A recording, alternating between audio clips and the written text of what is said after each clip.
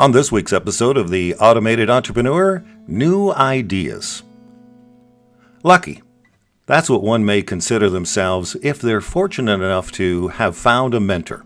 Everyone should be so blessed as to have just one such guide, guru, or coach to brighten the path and enlighten the weary traveler.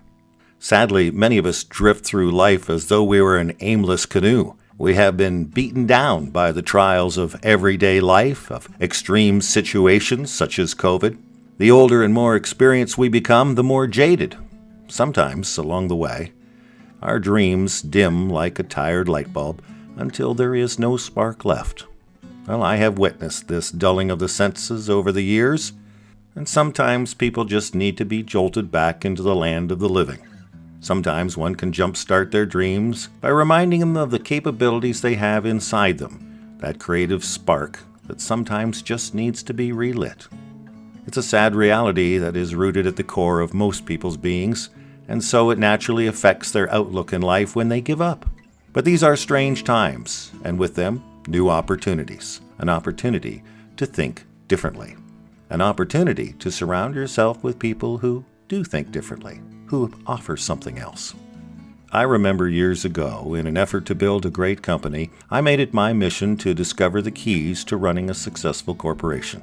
My search for enlightenment led me through the usual industry icons, and one such introduction yielded me a little seed from which I would develop one of my core beliefs. His name was Mr. Andrews, and he was a self-made millionaire who had long retired from the working world, and now spent most of his days lecturing at a nearby university and writing books on leadership and success. When not imparting his wisdom, he pursued his true passion for reeling in the big one, which had eluded him for 3 decades. But he loved to fish.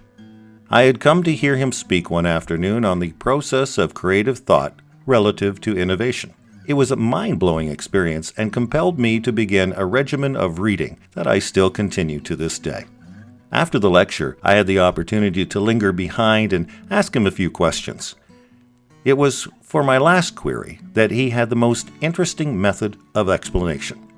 "What is the one thing I need to know to build a great company?" I asked him politely. It was like quizzing a great wizard. He stared intently into my eyes as though searching for the truth. It was like he was determining whether I was worthy of the answer. He must have felt I was, because he broke off his stare, reached under the console, and produced a large glass container.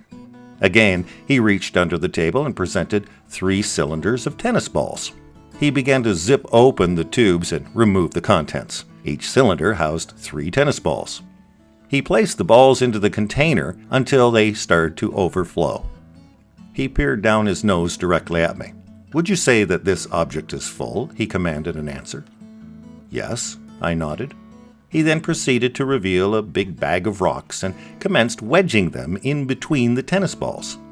When he could no longer jam another rock into the container, he looked at me and asked, "Would you say that the object is full now?"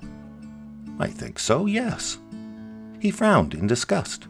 Slowly, he produced a bag of marbles and poured the contents into the container of rocks and tennis balls until they overflowed.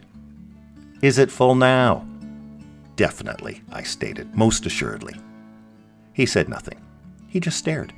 Again, he reached under the console and set out a bag of sand onto the table. I rolled my eyes. For heaven's sakes.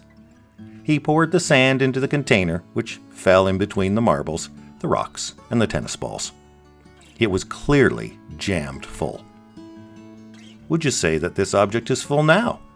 "Absolutely," I sighed. He waited a moment, and then produced a jug of water. After emptying the contents into the jammed container, he stood tall and smiled. "How about now?"